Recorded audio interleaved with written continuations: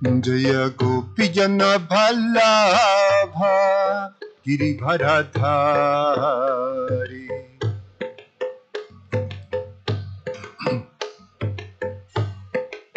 Jashoda Nandana Braja Jana Ranjana Jaya Radha Madhava Kunja Bihari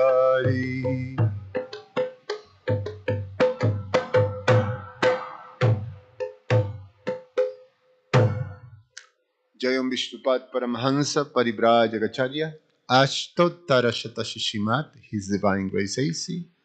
Bhaktivedanta Swami Srila Prabhupada ki Ananta Koti Vaishnava Vrinda ki ISKCON Founder Acharya Srila Prabhupada ki Grantara Shrimad Bhagavatam ki Nitai Gaura Premanandi.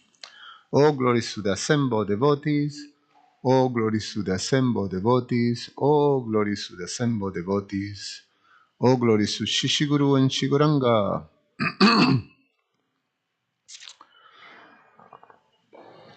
Om Namo Bhagavate Vasudevaya. Om Namo Bhagavate Vasudevaya. Om Namo Bhagavate Vasudevaya. We read from Srimad Bhagavatam, Canto 11, General History, Chapter 3, Liberation from the Illusory Energy, text number 4.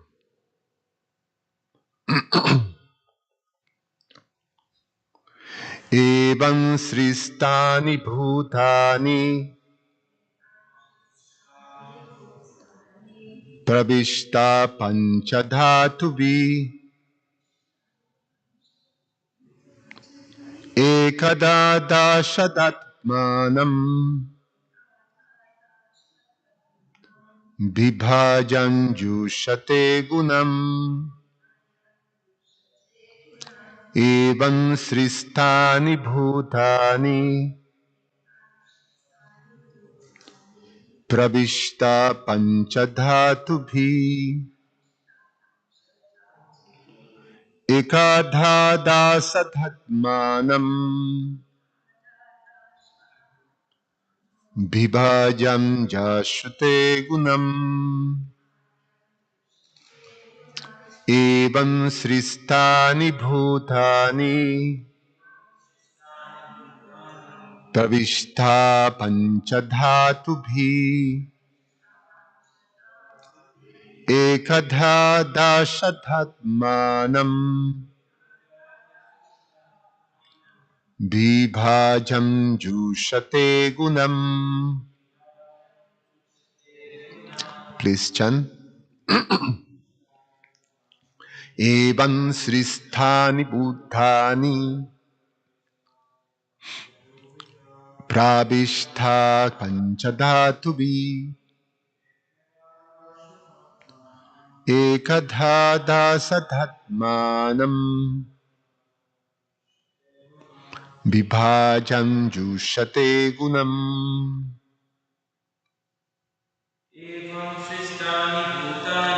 Evam sristani bhutani pravishta panchadhatuvi ekadhadasadhatmanam vibhajan jushate gunam.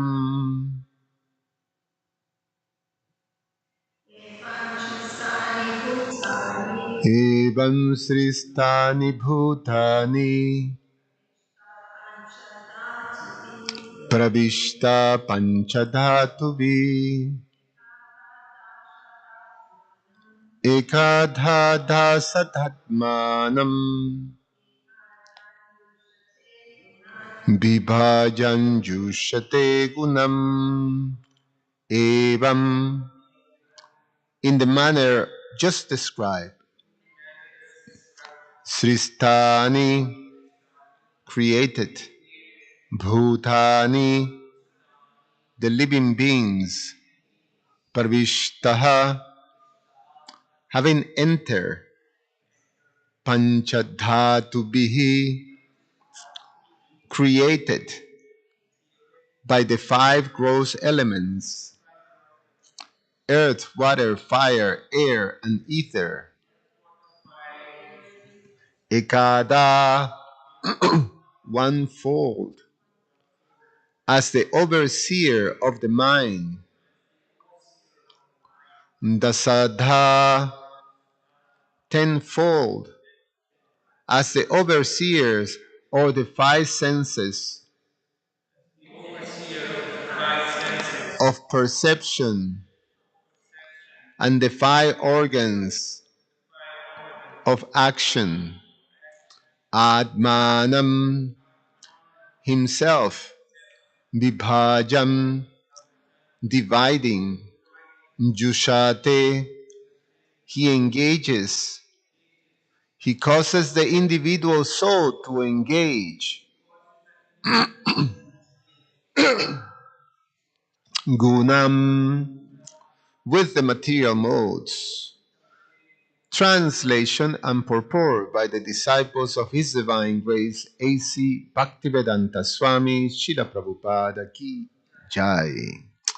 The super soul enters the material bodies of the created beings, activates the mind and senses, and thus causes the conditioned soul to approach the three modes of material nature for sense gratification.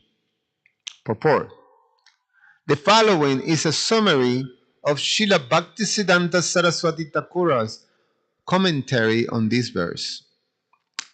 The one super soul entered the gross material elements, earth, water, fire, air, and ether, and uses the activated material mind to subtly divide the sensory activities of the conditioned souls among the five knowledge-acquiring senses, the eyes, ears, nose, tongue, and skin, and by a further gross division, the five working senses, the hands, legs, speech, genitals, and anus. Because liberated souls have a strong tendency to serve the Lord, they are not attracted by the dualities of material good and evil. They derive their pleasure through devotion and love for the Supreme Personality of Godhead, who eternally enjoys His own transcendental pastimes beyond the material manifestation. When the conditioned souls forget their loving relationship with the Supreme Personality of Godhead, they develop illicit desires. Therefore, unable to serve the form, taste, fragrance, and other aspects of Lord Vishnu, these souls become bound to the bitter fruits of fruitive activities. But if their love of Godhead is somehow or other awakened, the conditioned souls can dovetail all the sensory activities in the service of the Lord's transcendental pastimes. Actually, all materialistic activities are most undesirable, but the conditioned soul, under the influence of illusion, sees apparent distinctions between good and bad, pleasing and displeasing, and so on. The Lord, the super soul, having entered the collective and individual consciousness of the living entities, knows the heart of everyone. Therefore, when a sincere soul aspires for a spiritual perfection, the Lord frees him from material bondage and arouses his propensities to serve the Lord of Vaikuntha. Love of Godhead flourishes in the variegated flavors of transcendental enjoyment. In ignorance, however, the conditioned soul considers himself the proper object of service and thus misunderstands the entire existential situation. Om Jnana Timirandasya Jnananjana Shalakaya Chakshur Ummilitam Yena Tasvai Sri Guruve Namaha. Nama Om Vishnu Padaya Krishna Prestaya Bhutale Shimate Romapada Swami Iti Namin. Nama Om Vishnu Padaya Krishna Prestaya Bhutale Srimate Bhaktivedanta Swamin Iti Namine. Namaste Saraswate Deve Gauravani Pracharine Nirvishesha Shunyavadi Pashatya Deshatarine Vanchakalpa Tarubhyascha Kripa Sindhubhya Evacha Patitanam Pavanebhyo Vaishnavebhyo Namo Namaha. Thank you, devotees, for being here today.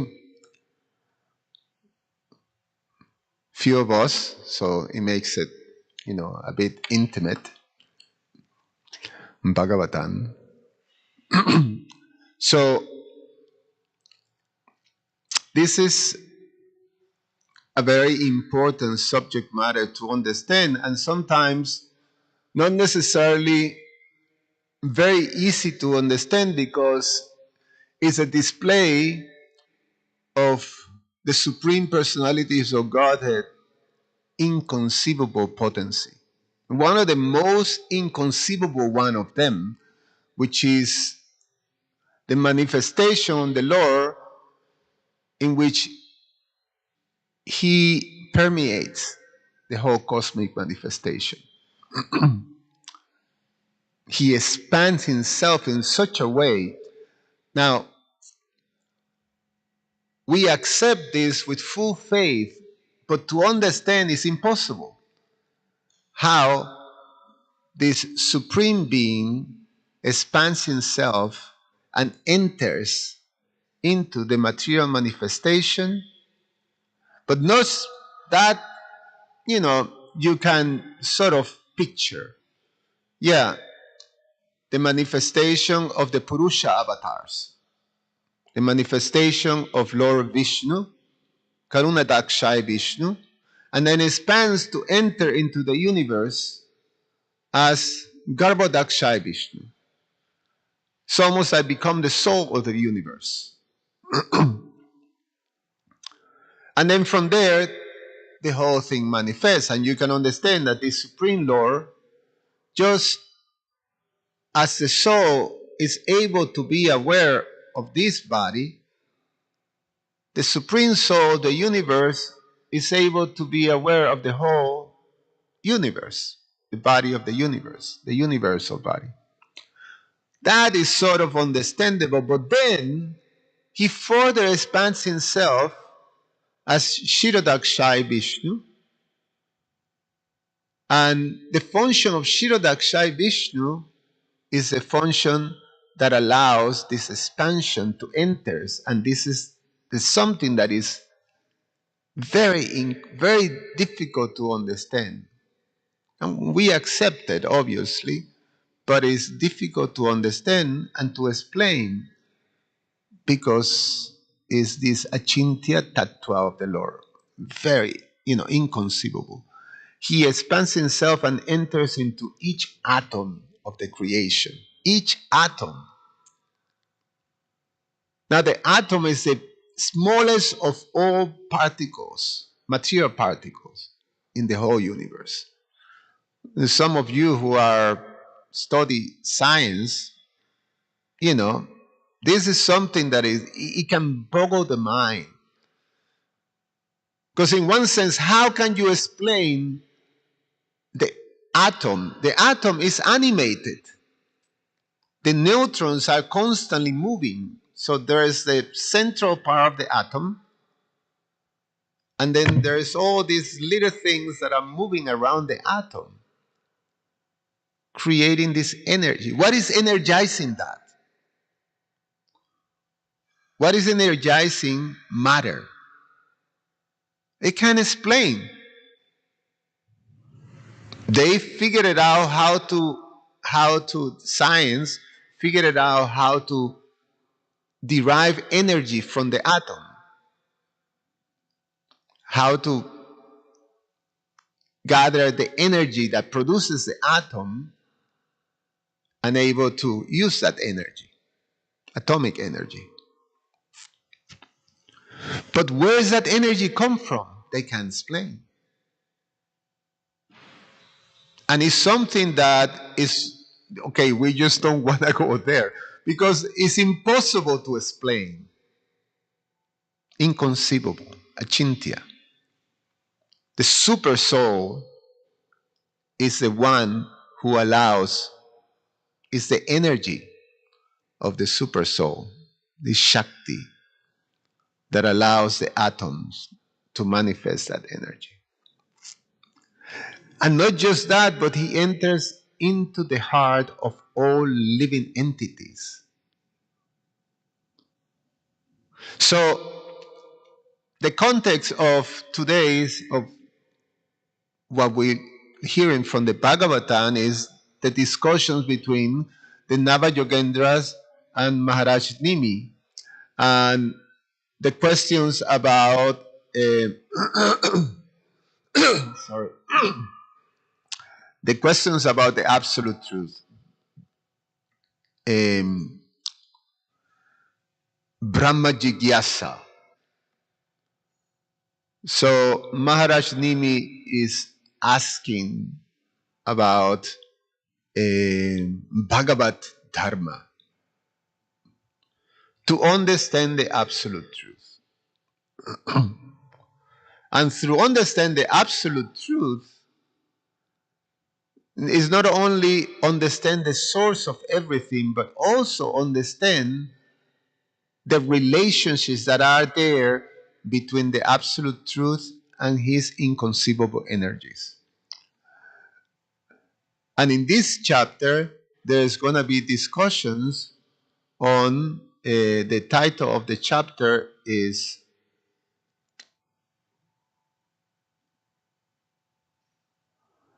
Liberation from the Illusory Energy. So it's going to be talked about Prakriti, the material manifest, the cosmic manifestation. And to understand the cosmic manifestation, first we have to understand the controller, this expansion of the Lord as a Paramatma. So this is about Paramatma Tattva, which is a very important subject matter for devotees to understand. Even before to understand our relationship with material nature, we have to understand the position of the Supreme Lord as the Paramatma. So the Paramatma Tattva is an important subject matter. Srila Jiva Goswami in his Sat Sandarbhas, he dedicated one Sandarbha for the Paramatma Tattva, with the Paramatma Sandarbha. So the first Sandarbha is about establishing the absolute truth. Tattva Sandarbha. What is the absolute truth? To establish that. The second Sandarbha is to establish the Bhagavat Sandarbha, which is the position of the Srimad Bhagavatam as the supreme book of knowledge, of the supreme guideline, the supreme Shastra for understanding the absolute truth. And then Paramatma Sandarbha. Paramatma Sandarbha is also very important. The whole Paramatma Sandarbha, as explained Srila Jiva Goswami, is to make sure that we understand the difference between these three aspects of understanding the absolute truth. So it's very, it's so brilliantly compiled, the whole Sat Sandarbhas, that it leads into the next thing and the next thing very systematically. Because you establish first the absolute truth. The absolute truth is the supreme personality of Godhead. The definition of the absolute truth is that from which everything emanates. That's what the the Vedanta Sutras explain, the Brahma Sutras. Jammadhyasya yataha. That the absolute truth is that from which everything emanates, the origin of everything. So, in the Bhagavatam, the first verse of the Bhagavatam establishes the answer to that, of the absolute truth. And it's established Krishna as the absolute truth. Vyasadeva, very verse, introduction of the Bhagavad Gita. Om Namo Bhagavate Vasudevaya Jammadhyasya Tombaya. That the absolute truth, that from which everything emanates, that absolute truth that is independent, meaning that there is no truth that is superior to the absolute truth. There's nothing superior. Krishna establishes the same thing in the Bhagavad Gita in the 7th chapter. He says that there is no truth superior to me. So, independent is cognizant, is able to know everything, every single thing in the universe, collectively and individually. And the way this supreme absolute truth, Vasudeva, Lord Krishna, is able to be fully cognizant of everything is through his expansion of Paramatma.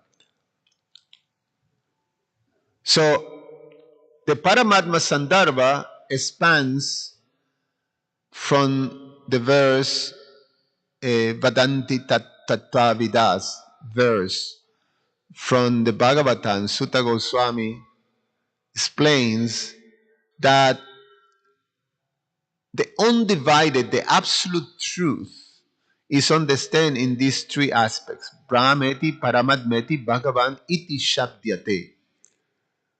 Brahman, Paramatma, and Bhagavan. These three aspects are manifestations of the absolute truth. They're not to be taken separated, but they actually they're expand. No, expansion is not the right word. They're manifestations of this absolute truth. So Paramatma is the localized. It's explained. It's localized. Brahman is the energy. Paramatma is localized. Localized what? Where? In the heart of all living entities and in each atom of the whole creation. And Bhagavan is the personality of Godhead. So these are the ways or the aspects of the absolute truth, Lord Krishna, which later is established by Sutta Goswami in the Bhagavatam. So Srila Jiva Goswami takes this verse and develops a whole Sandarbha to explain the difference between Paramatma and Bhagavan and Brahman, and to establish it very clear. So both Paramatma and Brahman are dependent on Bhagavan, the personality of Godhead.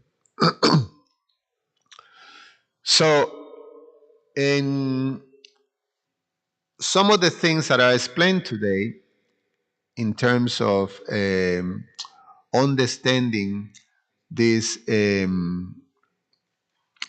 this verse is quite something, because In this verse, it's established that the super soul enters the material body of the created beings. So that part is established. Activates the mind and senses, and thus causes the conditioned souls to approach the three modes of material nature for sense gratification.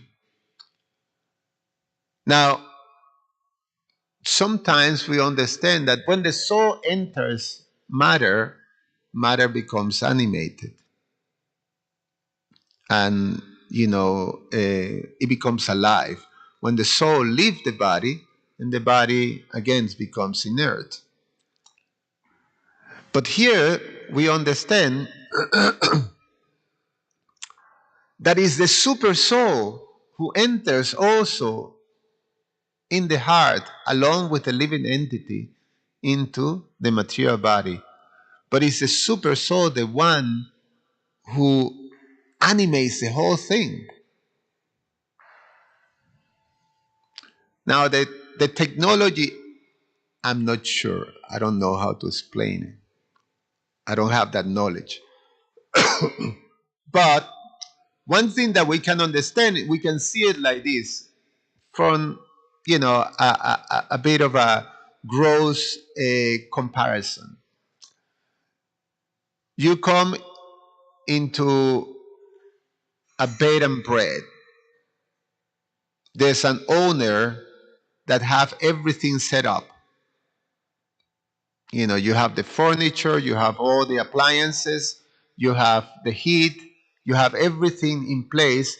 You come and rent, and you start to use the place. And then, you go to the kitchen and you turn the stove, and the whole thing becomes used. But everything is there in place, ready to go, because there's an owner. The owner of this whole material cosmic manifestation is the Supreme Lord.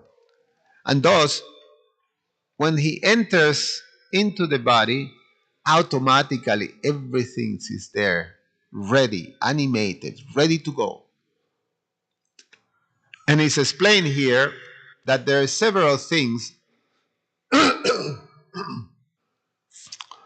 that he does when he enters.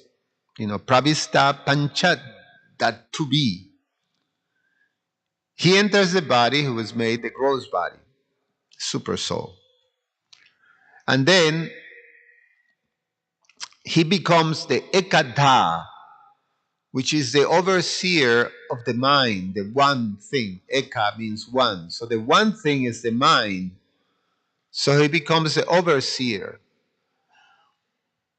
In the Bhagavad Gita, we understand about this overseer.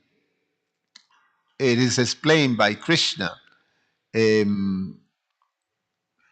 Upadrasta numanta. Upadrasta means the overseer. Anumanta means the permitter, the one who permits, the one who gives the who permits, the desires, to fulfill the desires. So he is the overseer and he is the permitter. But he also described in the Bhagavad Gita as Bharta Bhokta Maheshwara. So Upadrastanumanta cha Bharta Bhokta Maheshwaram. So these 5 things is the function of the super soul as he enters into the body of the living entity. He is the overseer, he is the permitter, he is the master, Bharata, he is the enjoyer, Bhokta, and he is Maheshwara, the controller. So, so really, what do? We just sit there and experience our desires, and then we go and act. So, so this is explained. We can understand that through the Bhagavad Gita. So then he oversees the mind, explains here, and dasadha. He oversees the 10 senses of knowledge, 5 senses of knowledge, and 5 senses of action. So when we talk about this oversee, is the overseer is someone who makes sure that these things are properly used.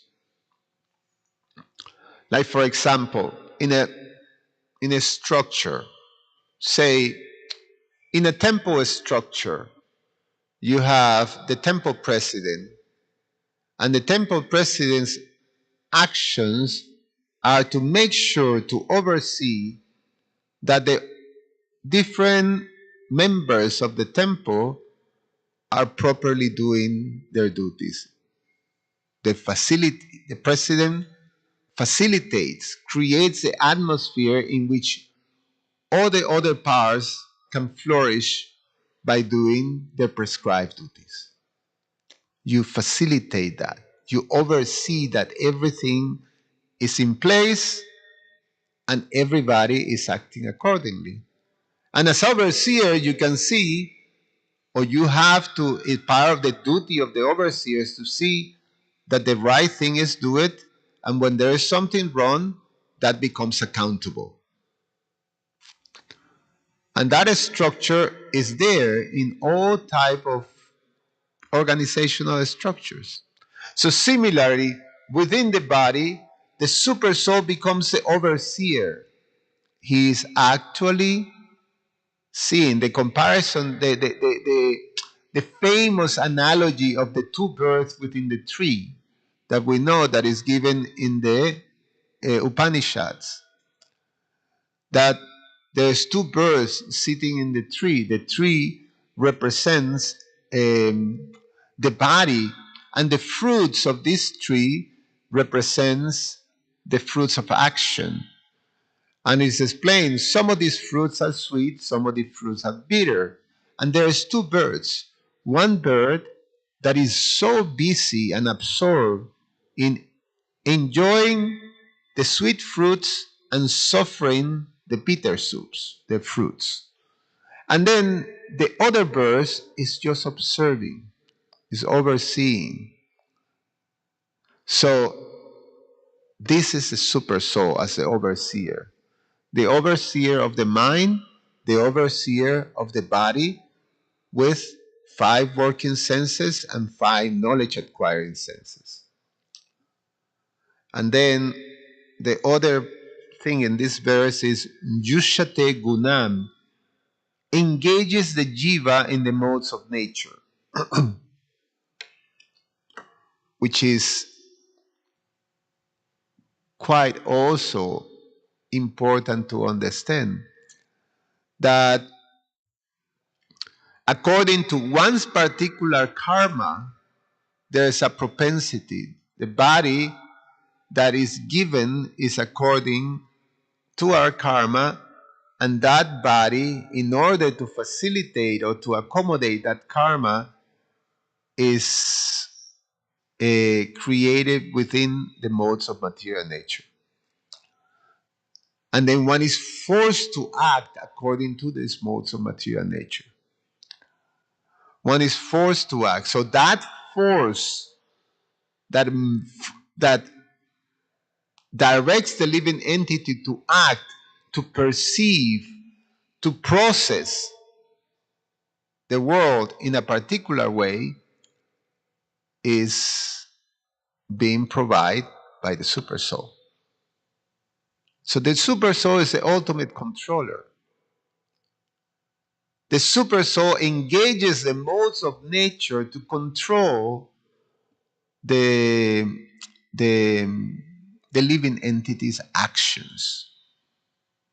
So, the ultimate controller, Maheshwara, is the super soul. So when we read, so these important points, the Paramatma activates the senses. The conditioned souls, it is in Srila Bhaktisiddhanta explains this in the purport, conditioned souls misuse this empowerment for sense gratification. And the Paramatma, as the overseer, is seeing this. And he remains neutral. This is one of the things that is explained. He remains neutral, so the living entity, this empowerment that is there, the capacity to use these senses or this body and the mind, is there to misuse that for the purpose of sense gratification. The liberated souls, as is explained by Srila Bhaktisiddhanta, naturally employed for service. So when love of God is awakens, senses becomes instruments of bhakti. This is what is established, and is something that we heard yesterday in the class that was, very nicely put.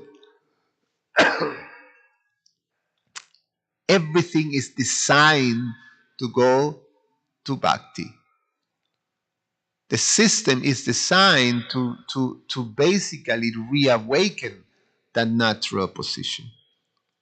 And Paramatma is there, just overseeing.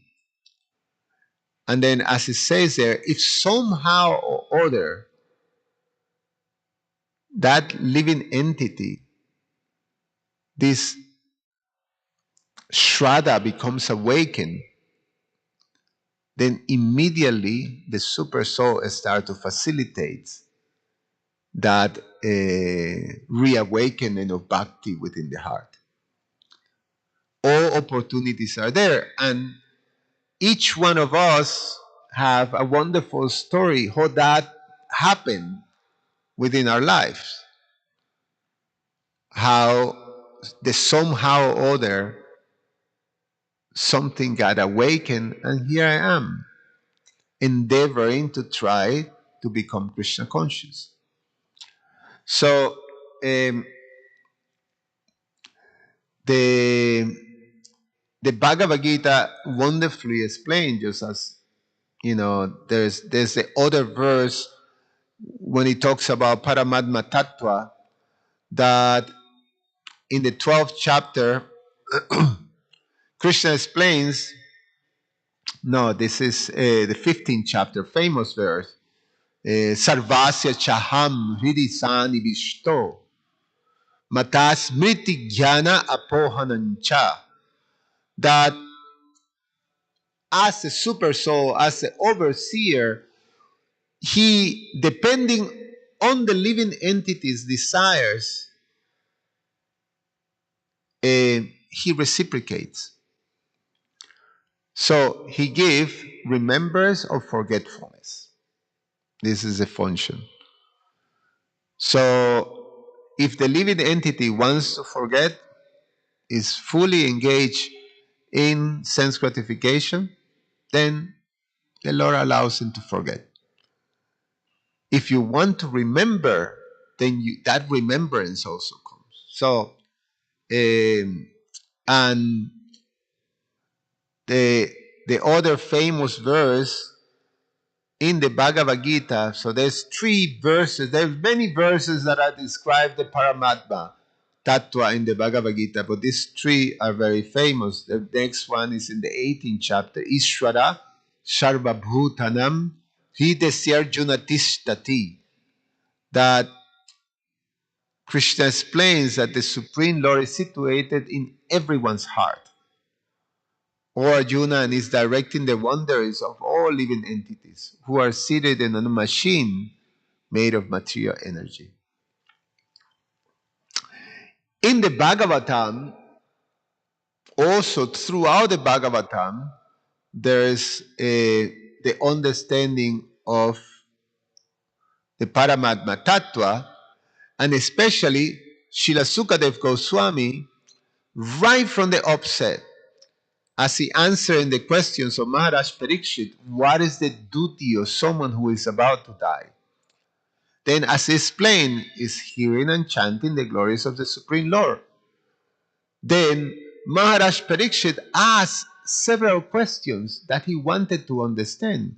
And one is how a yogi who doesn't necessarily believe or have an understanding of the personal manifestation of the Lord, how can he meditate? And Srila Sukadev Goswami explains that the first thing that the yogi have to do, well, a yogi that is not able to meditate in the form of the Lord within the heart have to do his planes. He have to do it through the universal form. But the advanced yogi must meditate of the super soul within the heart.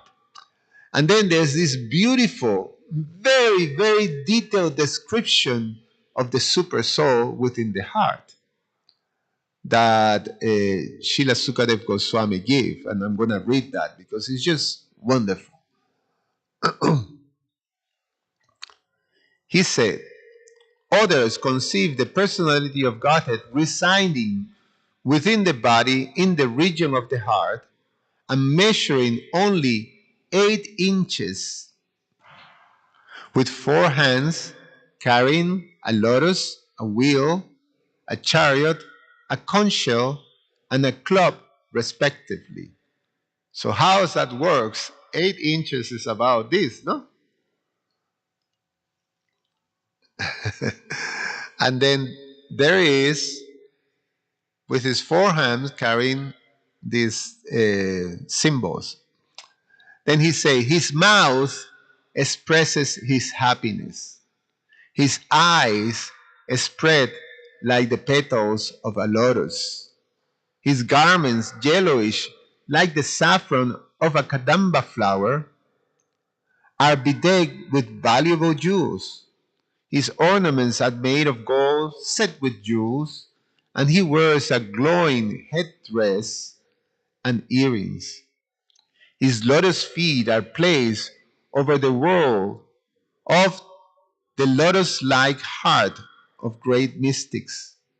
On his chest is the Kaustubha jewel engraved with a beautiful calf, and there are other jewels in his shoulder. His complete torso is garlanded with fresh flowers. He is well decorated with an ornamental wreath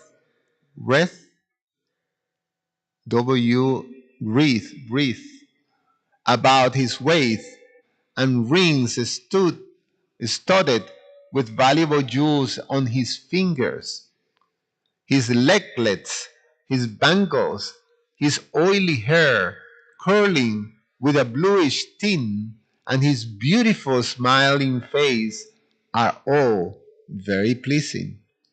The Lord's magnanimous pastimes and the glowing glancing of his smiling face are all indications of his extensive benedictions.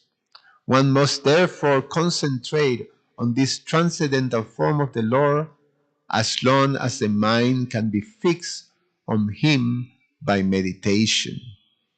That's a description of the super soul within the heart as he enters. Quite something, quite inconceivable. Huh? There's also later Kapiladev also have some wonderful explanation of this Paramatma Tattva. The Supreme Personality of Godhead is the Super Soul, is the Supreme Soul. And he has no beginning. He is transcendental to the material modes of nature and beyond the existence of this material world. He is perceivable everywhere because he is self-effulgent, and by his self-effulgent luster, the entire creation is maintained. So this idea of the Lord as the maintainer, as his pastimes, that supreme personality of Godhead, the greatest of the great, accepted the subtle material energy, which is invested with three material modes of nature and which is related with Vishnu. Divided into varieties by her threefold modes, material nature creates the form of the living entities, and the living entities, seeing these, are illusioned by the knowledge covering feature of the illusory energy. So, this feature of the supreme super soul as not only the controller but also the maintainer. And Prabhupada often quotes this famous verse, Chetanan Chetananan. What is Chetanan Chetananan? How's it go? Chetanan Chetananan. That somehow I got a blank. Eko bahunan yo vidadati kamam.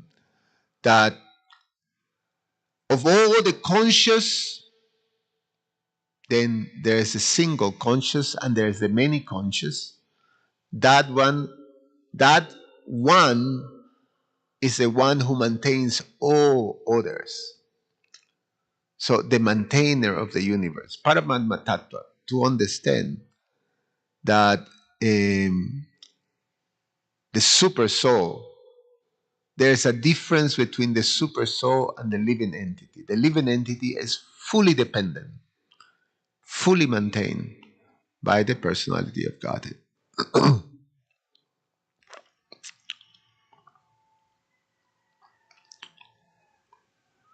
In the Narada Muni, he tells the story of Puranjana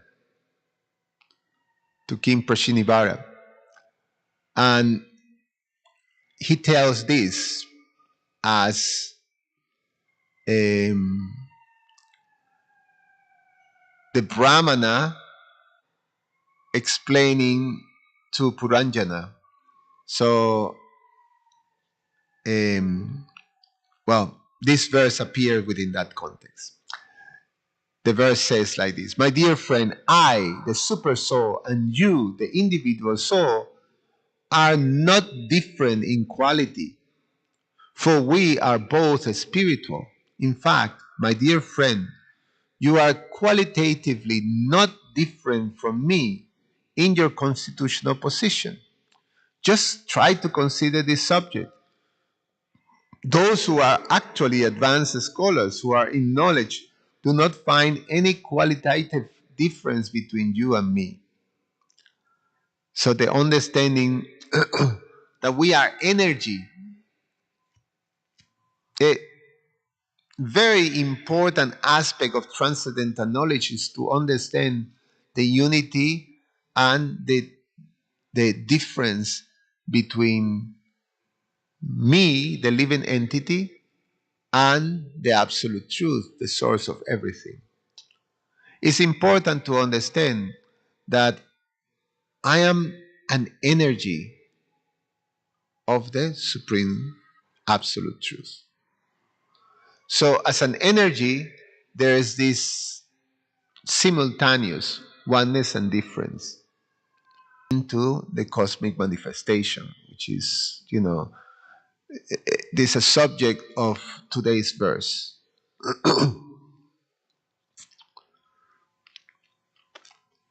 In Paramatma Sandarbha, Anucheda 47, Srila Jiva Goswami explained how Paramatma enters into the material creation, down to the atoms and within the heart of living entities.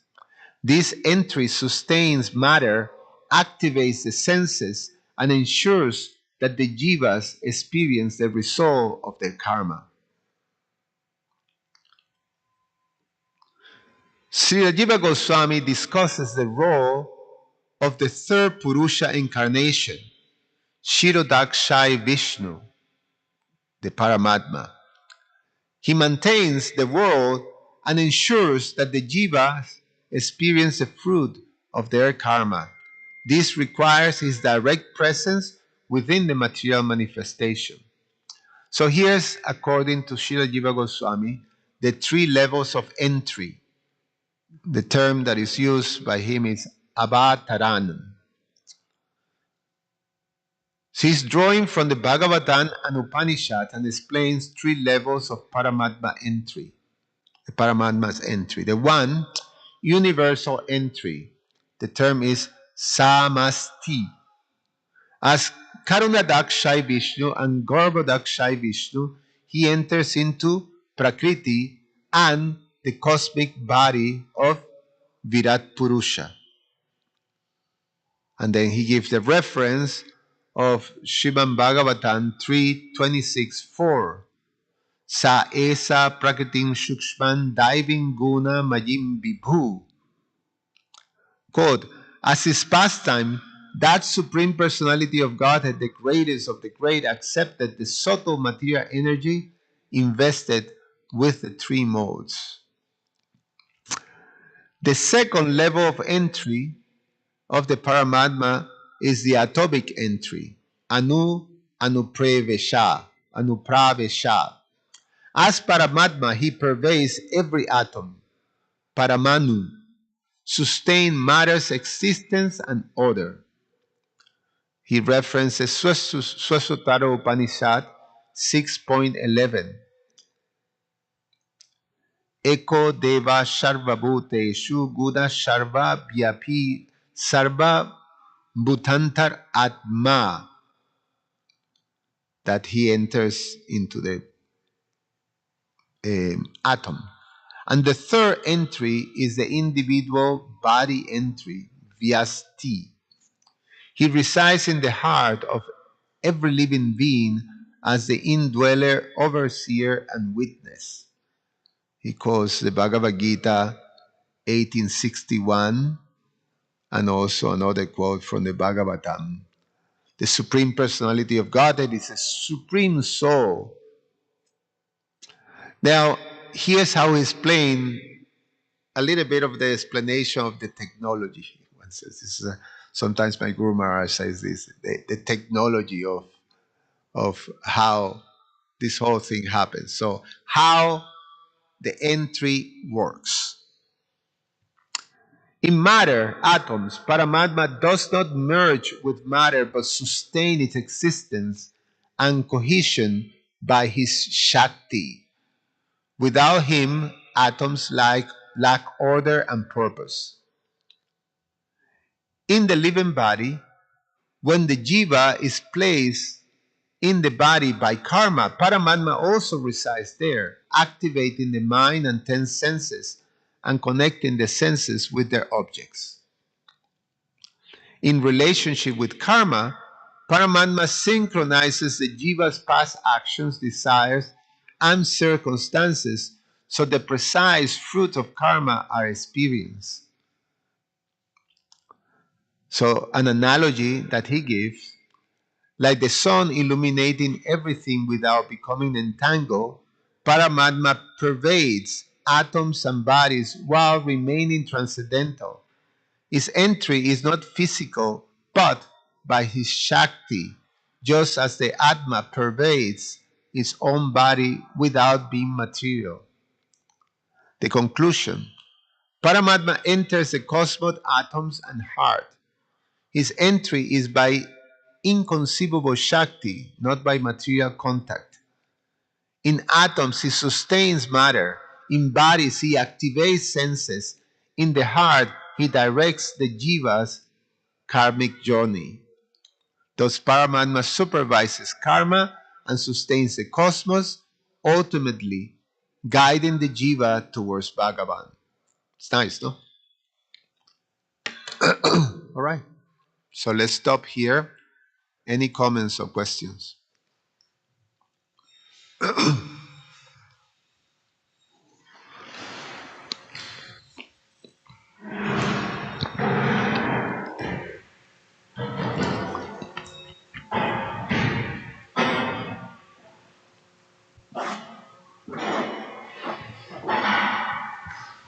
Hare Krishna Prabhu, thank you so much for this class.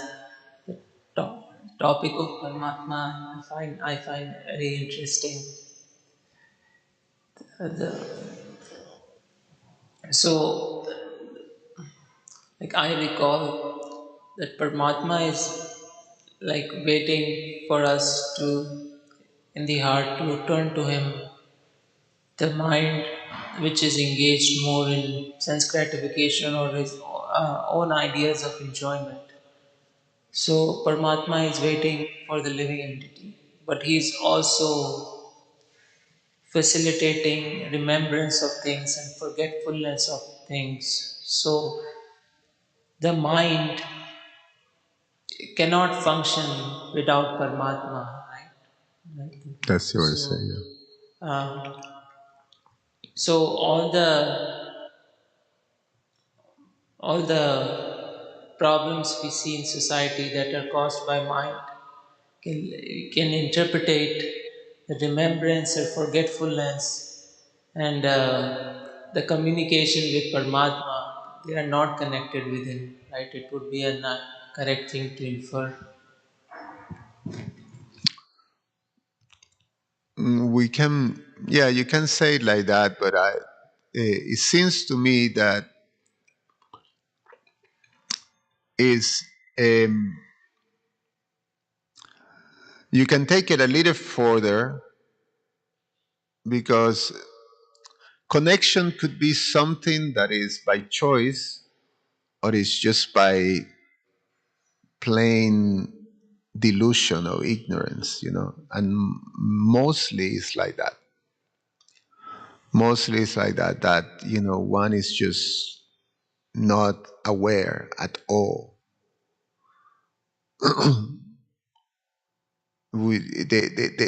It's explained that the absorption, like in this analogy of the bird, is so absurd that it doesn't notice the presence of the benefactor bird, like that.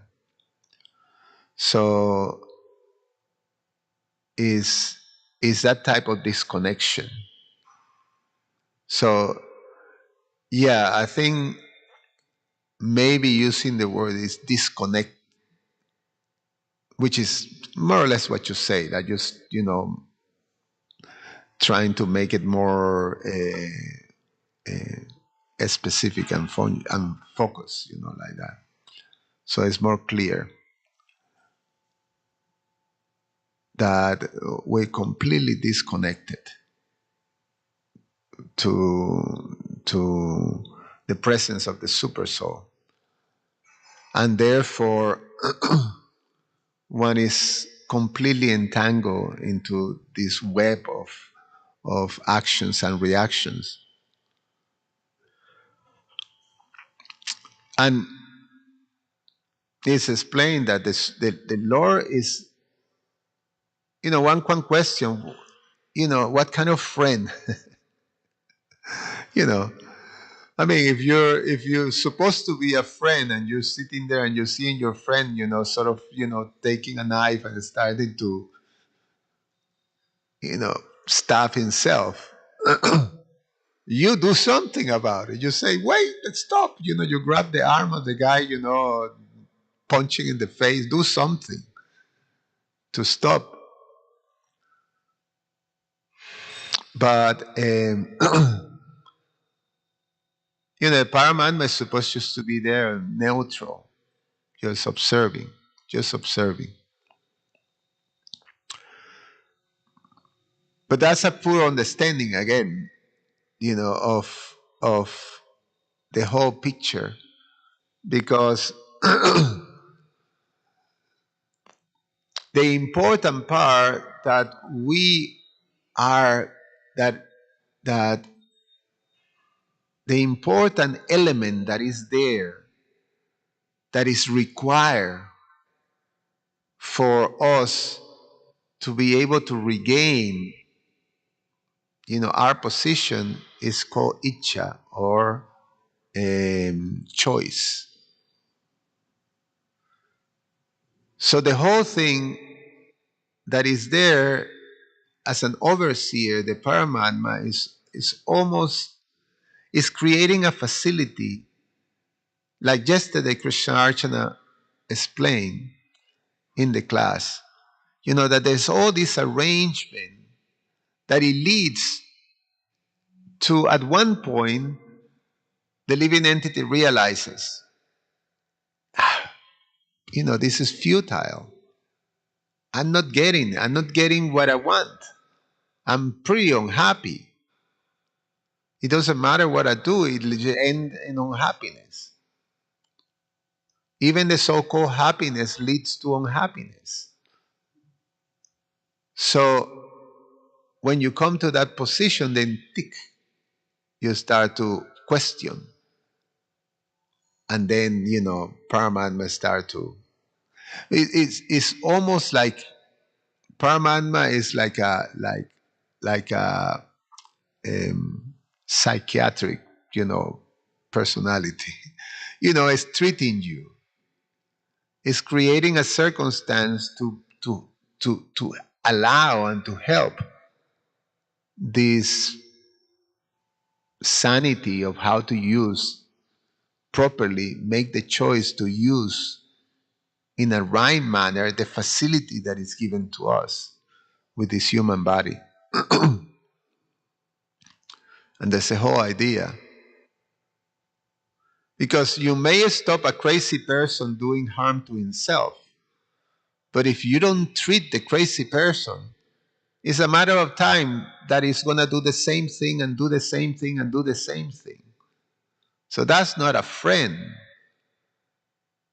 That's just someone, what's the word that is used? Enabler. Enabler. You're an enabler. Rather than to help, you just maintain the circumstances that enable this person to continue doing harm to himself and to others. But a real friend is someone who creates a situation by which you actually regain sanity. And that's the mercy of the super soul. That's how I understand in one sense, yes. So I don't know if that addresses it. Yeah, it is exactly. Yeah. Sort of apply very much to, I mean, it's more than that, because sometimes psychiatrics are, not necessarily, it's almost like a transactional thing. But with the Lord, it's not transactional. It's like more like a parental. Is that idea? Is a very good parent who understand how to, you may have a hyper, how you say, a hyperactive child, and then a very clever parent can make that child crazy, or can make that child, a genius. Use that same energy and direct it properly, So yeah, so it's like that. The Lord is very, very kind. Vaishnava, and then Vaishnava Samananda. Thank you for the class, Prabhu. First question I had when you was describing the super soul in our heart, and you said he was 4 inch. I think you said 8 inches tall, and then 4 arms. How important is it for us to visualize that? As much as we can, that visualizing that description you gave of super soul. It's very important.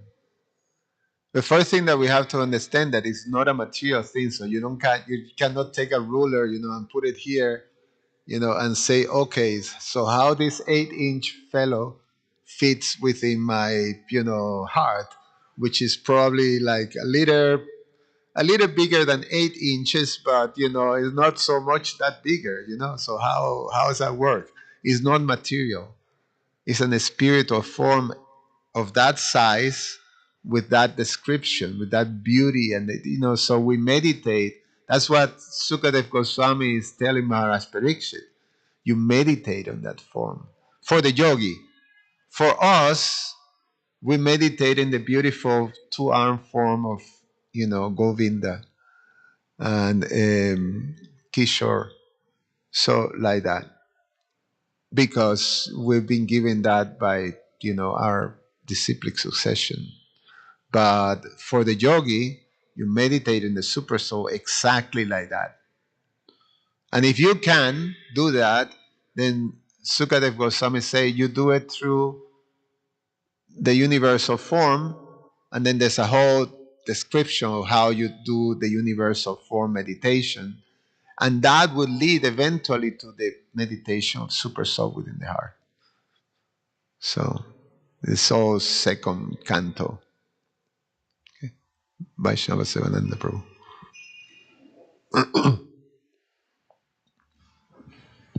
Thank you, Prabhu, for your class. I was listening, I was running kind of behind.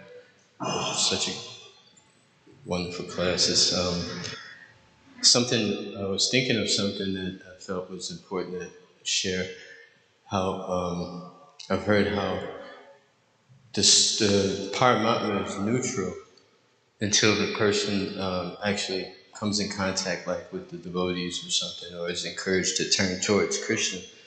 And then the Paramatma can direct us, how to say, either how to, like, say, rob a bank, or how to protect the bank from being robbed as the intelligence.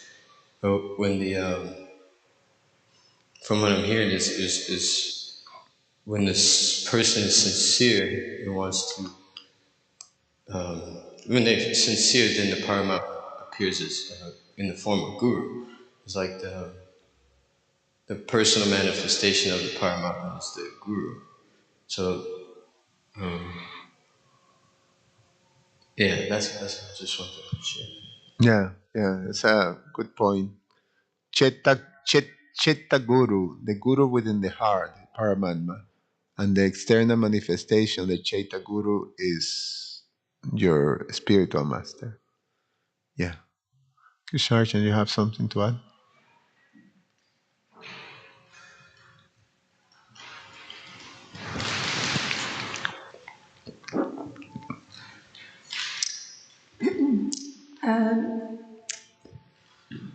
In the purport of Srila Bhaktisiddhanta Saraswati Thakur that was being summarized, and you brought up the super soul is activating the mind and the senses, and the activation is to move in the direction of acquiring the sense objects.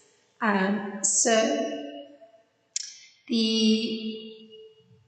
the role of the intelligence wasn't highlighted so much, at least in this part.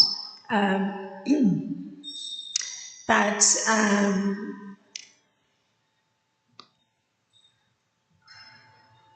that shift in intelligence to, coming to the point where one isn't moving in the direction of gratifying the senses. It seems such a pivotal moment for acknowledging the presence of super soul or paramatma. It seems the moment when there's some recognition of what would be the word? Perhaps the possibility of a more peaceful kind of existence, because an existence that's this constant propellant, being constantly propelled towards sense objects, seems a very kind of agitated existence in one sense. So I'm just thinking of that pivotal moment when the intelligence is hesitating, moving in that direction, that is somehow how that connection works in terms of recognizing the presence of Paramatma. Yeah, I'm completely agree with you. It's the pivotal part, and it's not mentioned. It's mentioned. It's implied. That as the overseer, Krishna, the Paramatma from within the heart, will give that intelligence according to the desire of, that's the whole forgetfulness and remembrance. So the the Tesham Shatata Yuktanam verse, the 10th chapter, Dadami Buddhi Yogam Tam, that I give the intelligence. Krishna says, so for those who serve me with devotion, I give the intelligence by which they can come to me. So the buddhi. So at the end, this buddhi is what will allow us to properly make the choice. So this what I was sharing with Bibu Prabhu, that to reawaken to bring the living entity to do the proper choice, that's the whole activity of intelligence, buddhi, to choose what is right or what is wrong.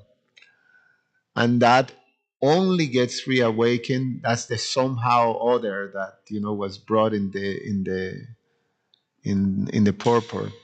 The somehow other, you get that that mercy from the devotee, from Krishna and the devotee, Guru Krishna Prasade Pai.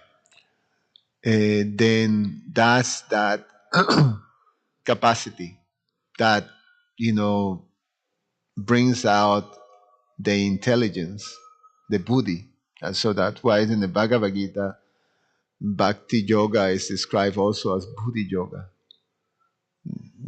intelligence.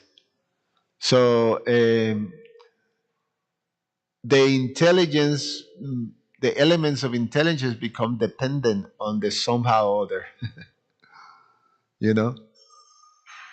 So that's what's going to allow the liberation part. And that's when the Supreme Lord, a little implied in the comment that Vaishnava Sevananda gave, that's when the Supreme Lord actually acts, it moved from being neutral into actually being very involved in helping you remembering and developing the proper buddhi to choose the right position, like that. Okay. Thank you, everybody. Grantara Shiman Bhagavatam ki jai.